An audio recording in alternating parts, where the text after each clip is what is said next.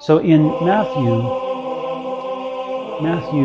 27, this issue came up with William Lane Craig.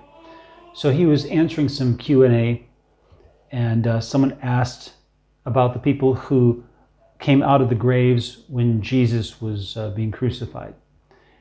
And William Lane Craig, he was very honest about it. He says, I don't know what to make of it. He says, I don't know. He says he doesn't know of any theologians who do know what to make of it. It's kind of a point that no one's really come up with a good answer as far as he's concerned. He said he's open-minded about it, though. If someone's got a good answer about it. And for me, that's not adequate. So what I did was I went back and I translated the passage, and that answered a couple of questions. So here's the translation of the Rooted Word, Common English Edition. This is verse 50, Matthew 27. But Jesus, croaking like a raven, croaking anew, a loud sound, sends forth the Spirit. And you must yourselves stare at to discern. The veil of the temple is split into two, from off of above all the way down, and the earth is vibrated back and forth, and the rocks are fractured, and the places of remembrance, whether graves or tombs or sepulchers, are opened up, and many bodies of the terrifyingly clean ones, having been laid to rest, are awoken to gather. Not together, to gather. And coming from out of the places of remembrance, whether graves or tombs or sepulchers, amidst the awakening of him, Jesus, they enter into the terrifyingly clean city and are shined in exhibition to many. But the centurion and the ones amidst him, keeping watch with an eye to guard Jesus against injury, discerning clearly the vibration back and forth, and they being violently frightened of the things coming to be, laying forth truly this man was being a son of God. You say, wow, that was different. I haven't heard it put that way before. Well, then you haven't heard it from the original language. This is as close as you can get to the original language and make it intelligible in English. So some of you who are very familiar with the passage, which are probably very few of you, if you are familiar with the passage, you'll be hearing this and saying, that's not the Bible, that's not the Bible. No, it is. This is what the Greek says. So books like the King James translation of the Bible are not the Bible itself. They're a translation of the Bible.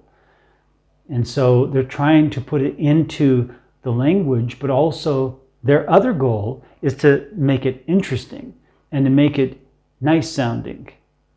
And they even say so. In fact, King James Bible is commended for that it's very beautiful English and that it set a standard for the English language. It was very critical in the development of English. But that's not our goal. We're not here to develop English. We're here to render the testimony of God from its original language into English faithfully and truly, so that you know the truth about what God testified to. So what are the surprising things for me translating this? Well, the first one was Jesus croaking like a raven. Okay? That sound was the croaking of a raven. And it says Jesus sends forth the Spirit, not gives up. Gave up the ghost is how they put it. He sends forth. It literally is send forth. Send from off of the Spirit. And then the other thing was the series of actions that happened. It starts with something that's happening above the temple veil. It comes down from above and it hits the top of that temple veil, the veil, and it splits it in two and it goes all the way down. Then the earth vibrates back and forth. And then the rocks are fractured. And then the places of remembrance, is the graves, tombs, sepulchers, open up. It's like the earth has to do that, and the rocks have to crack in order for the graves to open up. It's like God striking the temple curtain, and he goes, opens up. It's amazing when you're reading it and you're like, oh, I got it. It's going from the top down. And when it gets to the bottom, bam, it hits the ground and the ground shakes. And as the ground shakes, the rocks fracture. As the rocks fracture, those graves open up. And it's not the rocks on top of the ground, it's rocks that are in the earth, that are the foundation of the earth. They're fracture, and then the graves open because of that. Interesting. When you're reading it, it's like, I got it now. I never got that when I read it in the NIV or the King James or NASB. And so the other thing is that a lot of people talk about it as happening at the crucifixion, but it's not. The context is the crucifixion, but Matthew takes a little sideline. When he follows that series of actions, he gets to the graves opening up and them coming out. That's happening while Jesus is being awoken. That's what it says. It says, and coming from out of the places of remembrance, whether graves or tombs or sepulchers, amidst the awakening of him, Jesus. So they're coming out of the graves when he is being raised from the dead. And when he's being raised from the dead, they enter the city, the terrifyingly clean city, the holy city, Jerusalem, and are shined in exhibition to many. So that people see them and they know who they are. And some say these are the patriarchs, but it doesn't say that here. It says that they are some of the saints, the terrifyingly clean ones, Christians who obey God, who were awoken to gather. And then when you get down to the end in verse 54, the word centurion, it means a captain of 100 men. So century is 100 years. A cent is 1/100th of a dollar. Okay, so centurion is a commander of 100 men. But the centurion and the ones amidst him, the soldiers who are with him, who are keeping a watch on Jesus, so nothing, malicious could happen to his body, to, anything, naughty. Discerning clearly the vibration back and forth, and they being violently frightened. Violently frightened. They were violently frightened of these things that were happening.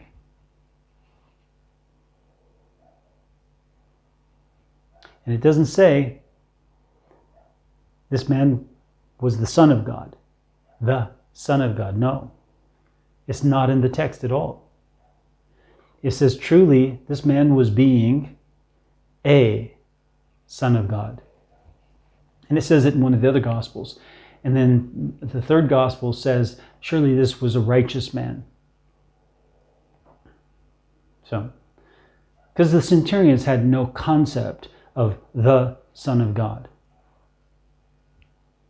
But being a Son of God, okay. So what do we make of this? What about these people? Was this a resurrection unto a final state? No. It doesn't indicate it at all. And if it were, it would have indicated it somewhere. Jesus he ascended to heaven. That's a final state. 1 Corinthians 15, we're transformed in the twinkling of an eye from corruptible to incorruptible. That's a final state. 1 Thessalonians talks about us, those who are dead in Christ being raised from the dead, and us joining them and being with Jesus forever. That's a final state. the two witnesses who are called up and walk up into heaven, we can assume that they entered into a final state, but it may not be. I don't know. That one's ambiguous. But there's got to be a final state in order for it to be a full resurrection. And otherwise, if there's not a final state, then they're going to simply live out the rest of their life having been raised from the dead, like Lazarus. And some of you say, well, we don't know that Lazarus died again. Maybe he didn't. No, you can't argue from that. If he hadn't died again, it would have said so. It would have been another miracle. On top of him being raised from the dead, he would have had to have been transformed somehow into his glorified state. And it doesn't say he was at all. And it doesn't say that these were glorified either. It just says that they were awoken to gather. That's all. It doesn't say they were glorified or that they ended up in a final state somewhere. It doesn't say it. And so therefore we have to say no. They didn't. Because if they had, it would have mentioned it. So, whatever your opinions are, you've got to hold it like that. And even this opinion that, they didn't enter into a final glorified state and there was no... Well, we still have to hold it like that.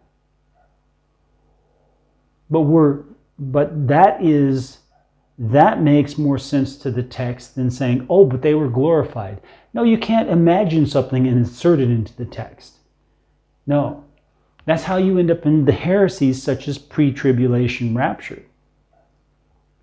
The pre-trib raptures do exactly that. They imagine something, or they dream of it one day and they say, God gave me this dream, when it was just their psyche.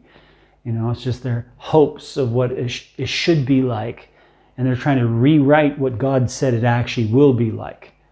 That's pre-trib rapture, and that's what they do.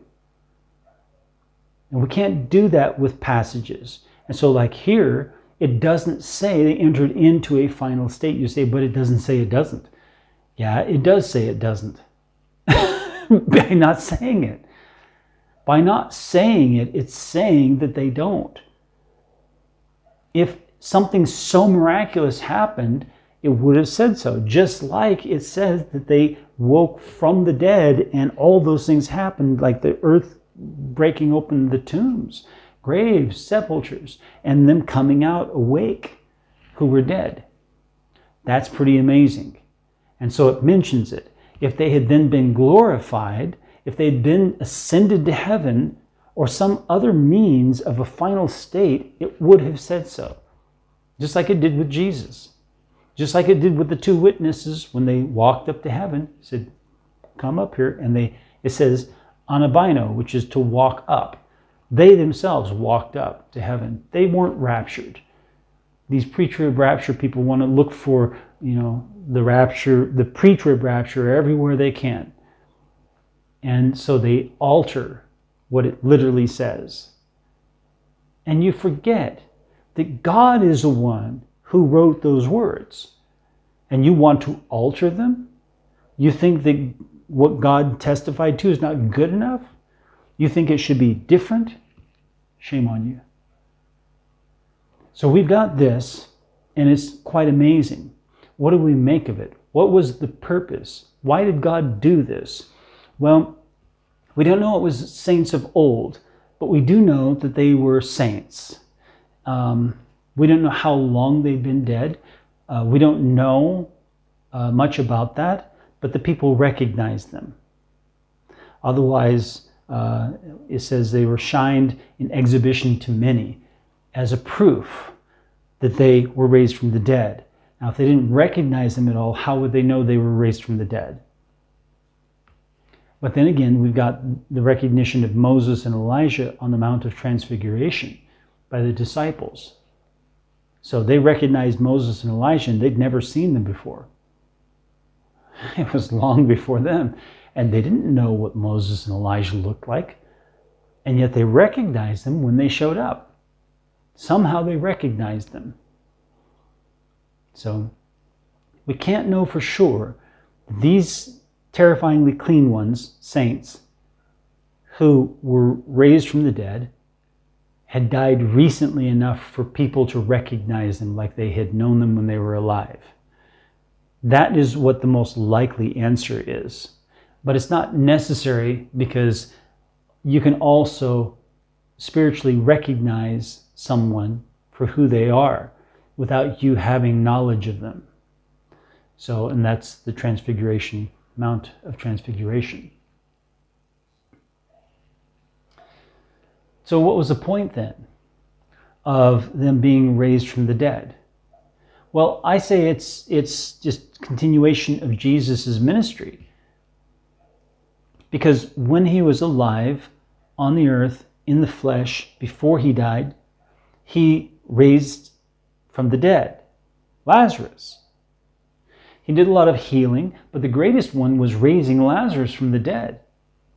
And so here, he didn't even do it directly, like there in front of people saying, get up.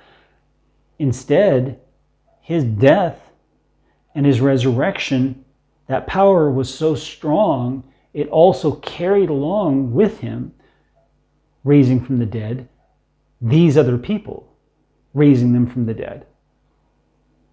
And so that's what it looks like, is that the power of Christ's resurrection by the Holy Spirit was so powerful that it also raised up these people from the dead as well, but for a purpose, to go as like one last miracle to the city, to testify to them, to show themselves to the city, that Christ even had the power to raise from the dead after he had died, not only himself, which was to come, but he could raise us from the dead, even though he died.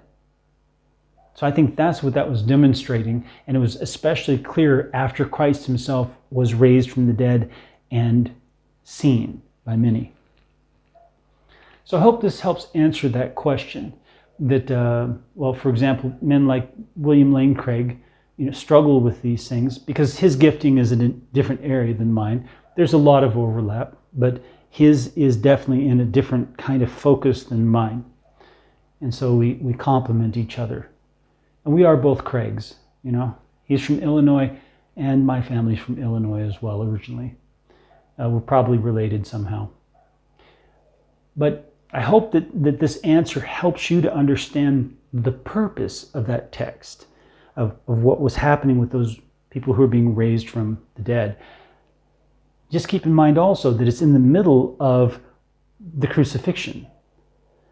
So it's kind of like, okay, we got this action that starts in the crucifixion, and the results of it work itself out all the way to the resurrection of Jesus, when these people are raised from the dead as a result of that action of rending the curtain in two.